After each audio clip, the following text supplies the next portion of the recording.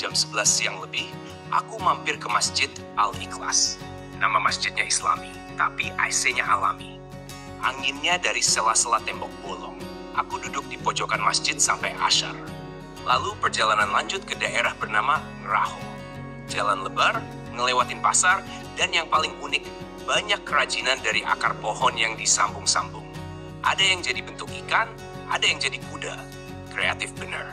Aku jadi mikir, wah akar aja bisa berguna, apalagi kita yang udah punya kaki.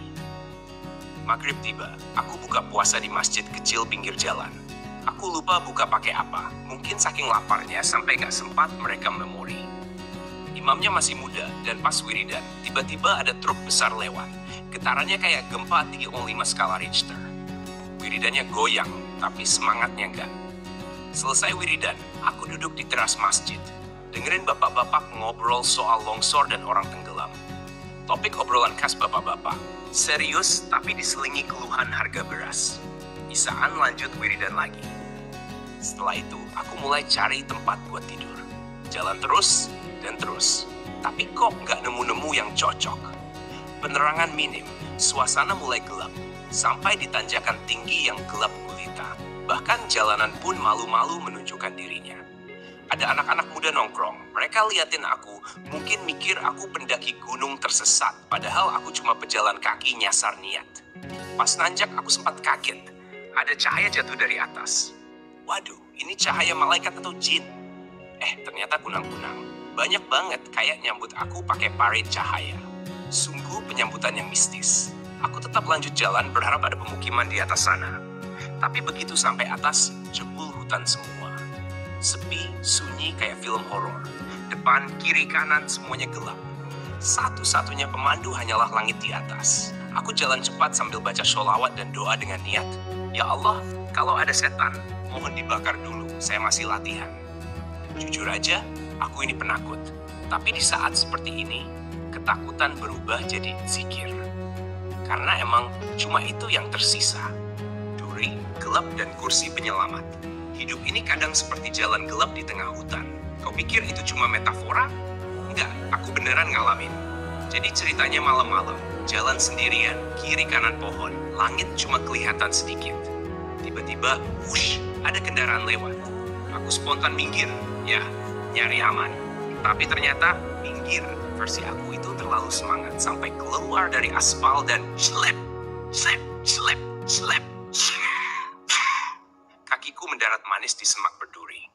Bukan duri cinta, tapi duri betulan yang menusuk bagai nasihat emak waktu kita ketahuan bolos ngaji. Rasanya, campuran antara pedas, ngilu, dan pengen nangis tapi malu sama hutan. Aku coba cabut-cabutin durinya. Ada yang bisa, ada yang ngeyel nempel di kaki. Kayaknya duri ini lulusan pelatihan loyalitas. Gak mau pergi meski udah disuruh. Jalan pun lanjut. Dengan gaya jalannya udah kayak robot mogok. Aku cuma bisa injek bagian pinggir telapak kaki. Sisanya ya, ngilu bos.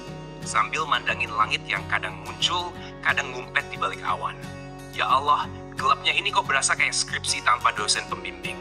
Beberapa menit kemudian, atau jam, aku juga udah nggak bisa ngitung, aku nemu pemukiman kecil. Lega? Bentar dulu, lampu-lampunya cuma hiasan. Seadanya, mirip lampu senyum mantan waktu ketemu kita pas udah move on. Aku cari tempat buat istirahat. Nihil, jalan lagi. Jebul hutan maneh. Walah, Gusti, ini malam atau latihan jadi ninja?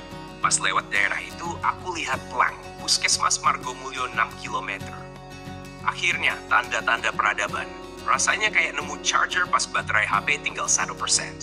Aku jalan lagi, bismillah. Dan setelah berkilo-kilo dan berjuta-juta langkah penuh duri dan doa, aku sampai juga di daerah yang penerangannya cukup. Ada toko besar, sudah tutup. Depannya ada kursi panjang. Inilah surga dunia malam ini. Langsung selonjoran, badan pegal, kaki penuh duri, dan perasaan campur aduk. Rasanya kayak habis diomelin guru, disuruh lari keliling lapangan, lalu dikasih nilai merah. Tapi aku bersyukur. Tiduran, dan pelan-pelan mata merem. Brakit. Ada mobil parkir tepat di depan toko. Aku bangun dengan refleks khas orang susah. Maaf mas, numpang tidur. Mas-masnya cuma senyum. Ya mas, monggo. Lalu masuk ke rumah sebelah toko. Alhamdulillah, gak diusir, gak dikira maling, gak dikasih siraman air komberan. Aku tunggu dia masuk, baru rebahan lagi. Kali ini lebih tenang, meski duri masih setia. Aku merenung dalam diam sambil menahan sakit dan kantuk. Gelap ini bukan cuma soal lampu, tapi soal hati yang kehilangan arah. Kadang hidup kita juga gelap, karena ditutupi awan nafsu. Kita kejar target dunia tanpa tahu untuk apa. Begitu tercapai, tambah lagi, gagal, stres, bahkan sampai rela nginjek orang lain demi cahaya yang ternyata cuma lampu neon palsu. Lupa bahwa cahaya sejati itu datang darinya, dari hati yang bersih, dari niat yang lurus. Bahkan kunang-kunang pun bisa jadi petunjuk di malam pekat. Apalagi kalau hati kita mau menyala. Dan malam ini, kursi tua di depan toko jadi saksi kecil betapa pentingnya cahaya, meski cuma setitik harapan.